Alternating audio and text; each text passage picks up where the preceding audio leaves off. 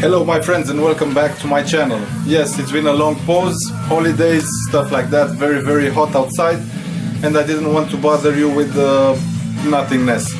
So I decided that after big pause, 1 month I think, I decided to present you some of my beloved items which I managed to get my hands on. So this is not a special episode, but it will be an episode containing some of the records that entered my collection from the past month until today. And it will be quite interesting, believe me. I have some really cool items to show you and to talk about. So the first one is the one that you can hear in the background. It's Castle's latest album, Welcome to the Graveyard. It just arrived today. I'm really excited because this album is fantastic, it's fabulous, and I'm really glad we're gonna see Castle again in Bucharest next October. They will play the Old Grave Fest. They will be here for the second time, and hopefully they will play a lot of songs from this amazing album, which I really like. It's their best work so far. Here it is. Welcome to the Graveyard. It's really hot, really fresh. It has been released on the 15th of July by who else? Van Records. As I told you, I think from my point of view this is their best work so far. It has 8 songs, but 8 songs which basically comprise all that the guys did until now. So you have all the other 3 albums put together, and the result is Welcome to the Graveyard. I will write a review for my blog. I will write a review of this album, and I will put the link so that if you are interested you can see it. What can be said about this? They have reached maturity, I think. This is an abundance. This album contains an abundance of riffs. The riffs are insane. They are so heavy metal and doom metal oriented. This album is a perfect mixture of heavy doom metal. The band is stronger than ever, and Elizabeth Blackwell's voice has reached the peak, I can say. She can mold it however she wants to, and the result is really impressive. This is how it looks like. The inlay contains the lyrics, and this is the back of the inlay, a very nice black and white picture of the band.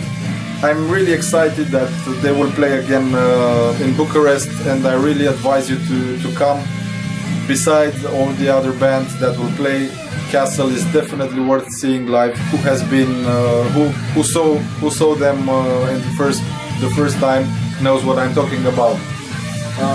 This is the regular version. The black vinyl is not the red one. And this is an amazing poster, which has been done by none other than Costin Chioreanu. So this is his work, and put together with Castle's music, make this album even greater. Congrats Costin for doing this. It's really amazing. It's really an amazing drawing, and I can see that it shows exactly what the album title wants to mean. So as Black Widow is ending, the first song, I'm gonna put Castle aside. I'm not going to stop the music, but I'm going to put the vinyl aside. And next stop comes from Canada, so United States, Canada, no big difference for some. And we are still in the pretty much same field with Cauchemar. Cauchemar in French, because they come from the French part of Canada, from the French-speaking part of Canada. By the way, Canadian French is horrible. Maybe you know this band. This is their second full length. They have an EP and one album. This is the second album. La Vierge Noire was their first material they recorded, and then Tenebrario, their first full length, and this is, as I told you, I didn't tell you. Chapelle Ardente, which means Capilla Ardente or the Burning Chapel in English. This is quite a common name for doom metal bands. If I'm not mistaken, and I'm not, there is the Chilean Capilla Ardente side of Procession, playing same old doom metal. Back to Cauchemar. As I told you, this is their newest release. It was put out by Nuclear War now. It's also quite fresh. It has been released in July. I didn't get the chance to listen to it, so it will be a surprise. I know their previous works, but I didn't listen to this one. It looks really nice. This is the inside of the Burning Chapel. You can see Annick Giroux somewhere playing the organ. It also has a poster and a booklet with the lyrics. Well, it's not a booklet, but it's an inlay tray. These are the lyrics, and this is the drawing. I'm gonna show you the poster because it's really nice. So also this is the regular version that I'm having here.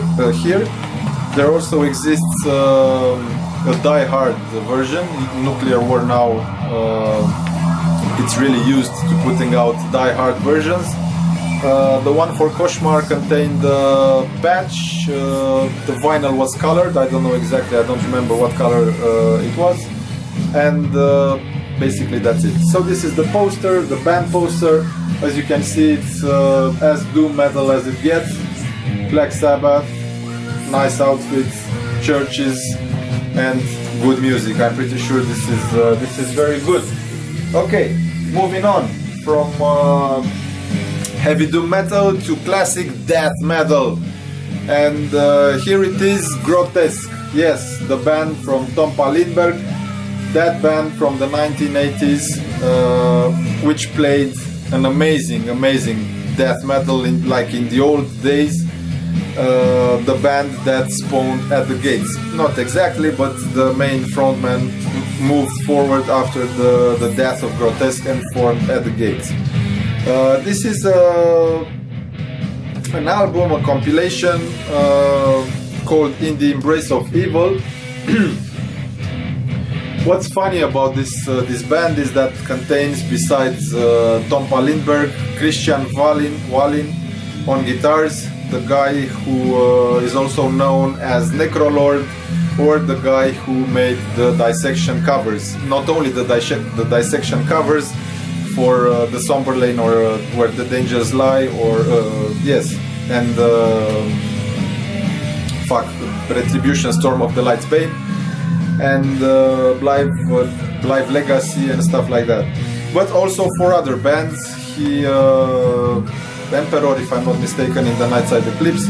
He's a very gifted, a very talented graphic artist, and besides being a musician. But this is not about him, this is about Grotesque, this is about a band that inspired many other bands to play death metal, and this is quite a classic. It has been re-released in 2015, if I'm not mistaken, by this is the Hammerheart edition. It's really nice. It has a great sound.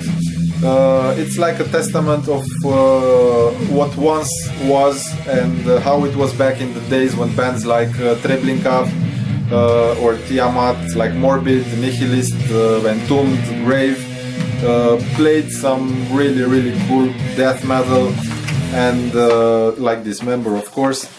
And afterwards they were mirrored, they were copied by thousands of other bands, but the originators are, of course, the Kings.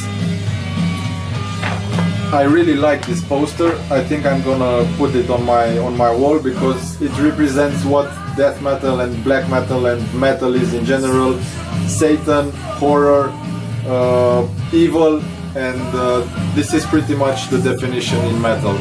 Metal should be evil, should be satanic, should be the destroyer of all that is good.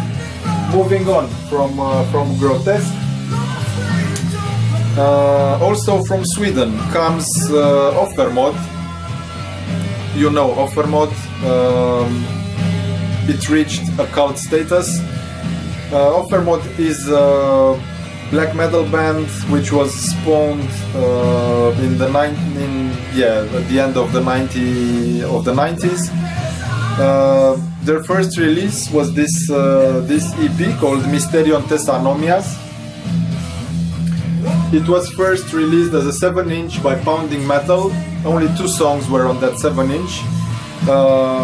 Mysterion Anomias and Chained to Redemption. Later on in 2005, if I'm not mistaken, this 7-inch, this EP was re-released on CD and on vinyl by Norma Evangelium Diaboli, and 2 other songs were added, Cubs Unpacked and Rape the World. The mini LP, the mini CD having 2 parts, Mysterium Iniquitatis and Netiva Hach Chokma. I'm sorry, but I'm not sure that I read correctly the names. This is the back and this is the front. This is the 2016 version of the EP, which has been released by I Hate Records from Sweden. Basically it's the same as the Norma Evangelium Diaboli, but re-released. It's a hard to find item, that's why I chose to buy this EP, because of course the Norma Evangelium Diaboli or the Pounding Metal are very, very expensive, and they are quite hard to find. The inlay is quite simple, so we have here the name of the EP, and inside we have the inlay with the lyrics, and on the back we have a very, very small description of the item. This is basically what Ofermod used to sound like back in the days. They have changed the style a little bit. On Tiamtu they are close to Morbid Angel than ever. On the other album, I'm sorry, I forgot its name, they have changed again, but not in a bad way. I like the way they progress, or they regress. They are a great band. They came after they formed after Nefandus split up, and then Nefandus formed again, so Micaiah Belfagor really knows what he is doing. I urge you to listen to this one if you don't know it. It's really, really interesting. Also back from the days from 1991, also death metal, thrash metal. This one, Protector, A Shedding of Skin. This is a repress made by High Roller Records from Germany. They have repressed, they have re-released all the band's material on various vinyl editions and CD. I only bought this one because for me this is what Protector looks like and means. This is what Protector was. This is basically the swan song of the band. It's an amazing album, I love it a lot. It's a mixture of furious thrash metal with furious death metal. It's a perfect combination of those 2 genres, and with this album Protector was at its peak. After it was released in 1991, the band took a downward slope, and from my point of view, and they did not stay that interesting, and if I'm not mistaken, soon after they disbanded. Now they have reformed, but I'm not a big fan of their work, because basically they are trying to copy what they used to play before. So I bought this album and I really, really treasure it, I really cherish it. This is a perfect thrash death metal from the days. And if I began my episode with Vana Records, I'm going to end the episode with the Vana Records release. And what release is the best example for this? We have Urfaust, Voodoo Dust, which is a 12-inch EP containing just 2 songs, Voodoo Dust on side A and Kala Bairava on side B. Voodoo Dust is of course a cover of the Devil's Blood magic song, Voodoo Dust, performed in the Urfaust way. That means it has basically very much in common with the original. It's not a copy-paste, it's not a copycat of the song. So those purists who want to hear the same thing that the Devil's Blood did, most likely they will be disappointed, because Urfaust has managed to take the song a little bit further, to transform it into something new, but something that fits both the Devil's Blood and the Urfaust spirit. This is how I see this song. It's amazing, to be honest. It's really interesting song which they have managed to record. As usual, Van Records have outdone themselves. The vinyl is amazing. It has this gold foil on it with those two sigils. It's really a masterpiece. I'm amazed at how Sven manages to release these records. He puts a lot of soul and money, of course, into this, but it shows, and it shows that he's a real passionate, and all my respect goes to him. Another interesting fact is that on Kala Bairava, which is not an instrumental, but it's a very weird song. It's not metal at all. The vocals are done by Farida Lemushi, who decided to appear along Urfaust to honor her brother in death. So this is Voodoo Dust. For those of you who do not know the Urfaust release, you can order it directly from Van Records or from High Roller Records. Sorry, it's definitely a piece of collection, and definitely a very well done job by Urfaust. These were the big vinyls, so to speak. Now I'm going to show you a very nice 7-inch that I got also from Sweden. If you are into this extreme metal, which is called Uppsala Metal of Death, you know that it used to be, and it is, Degial, more recently it's Reveal, Invidious, Vatainar, hailing from Uppsala as well, In Solitude are coming from Uppsala, so there something happens.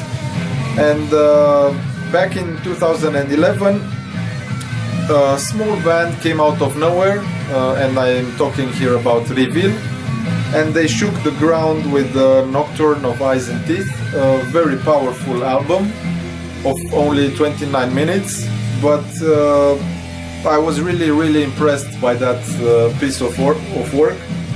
A combination of old black metal in the vein of Bathory with some Slayer-like Show No Mercy era riffs, and a big touch of black metal. A very nice album, a very interesting album, and after the release of that album, for 5 years, Reveal were some sort of put to ice. They went to sleep and nobody knew anything about them. Until this year, when in June they recorded this 7-inch, which is called Cadmium, and it was released by End All Parties. As you can see, it's very much a pretty much a do-it-yourself release. It's really nice. I like it a lot.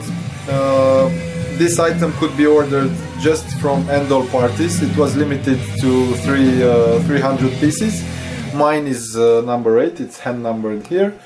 I ordered it directly from them, and I asked them if possible for the band to sign my copy. They did. I'm really thankful for that. And another interesting fact, maybe you care or you don't care, I don't know, but I'm going to tell you anyway, is that the band has recruited Gottfried Amann, former In Solitude bassist, to its ranks. So now they have a complete lineup, another complete lineup, and I'm looking forward to the release of the new album. I don't know when that will be, but until then I can listen to this Cadmium. And as the B-side, they have recorded a cover of a band called the Saints, if I'm not mistaken, band from Australia, and the song is called "Know Your Product." It's a game a little bit. The original song was also called "Know Your Product," but no with a K, no KNOW, and this is "Know Your Product." You can see here. Yeah, so this was the reveal. And then another fresh item on CD this time, which I received last week. The latest album of the Swedish band Kill, which is called Great Death, and it was released by Amor Fati Productions from Germany like 10 days ago or something like that. What can I say about this album? There's not much to be said about it. Who knows Kill knows that they don't like to play with trends, to play with flowers and stuff like that. They deliver a high quality black metal. As I can see it, their black metal is like in the old days. Yes, I'm having something with the old days today. But this is how I see it. This is how I like it.